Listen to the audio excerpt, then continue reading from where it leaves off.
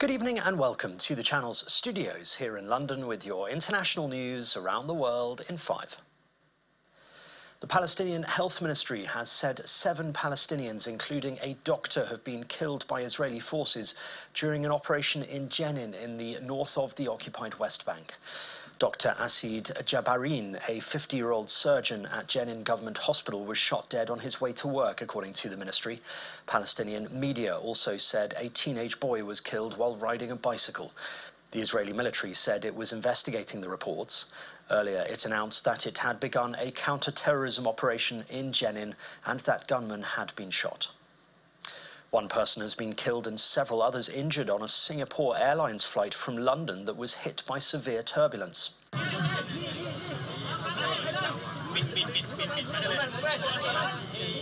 Photos on board show the aftermath of the incident. The Singapore-bound Boeing plane was diverted to Bangkok and landed at 3:45 local time.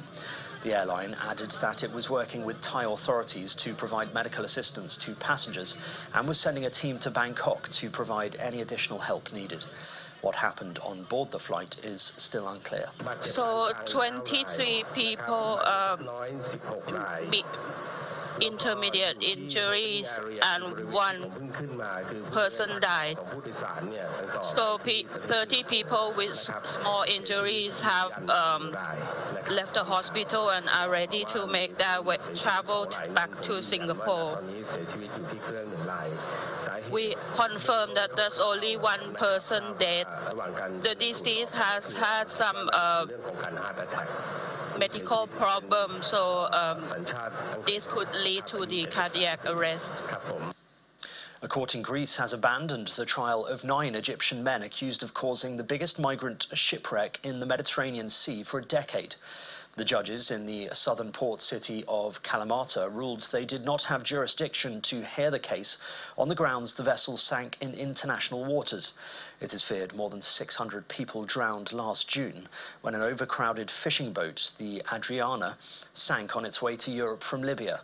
The accused had faced life in prison if convicted of people smuggling and causing the sinking of the boat.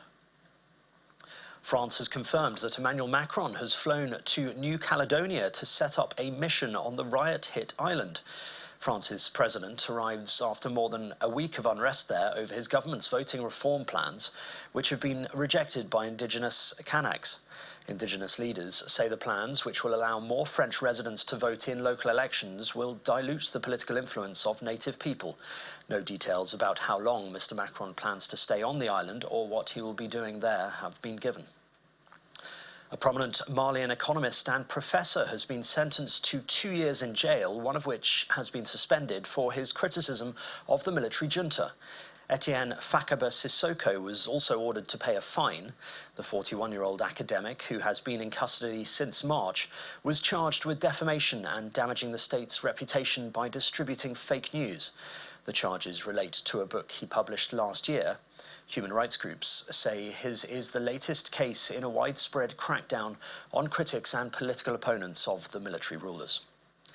And after decades of training, an intrepid 90-year-old has finally gone into space on a Blue Origin flight.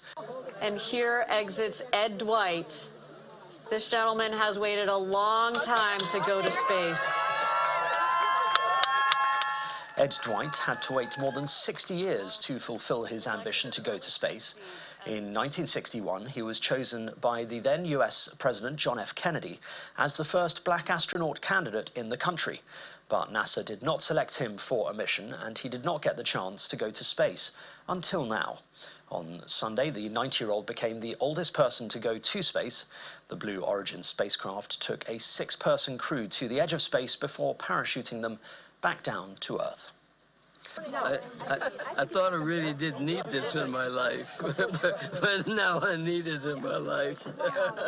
This is fabulous. Thank you so much.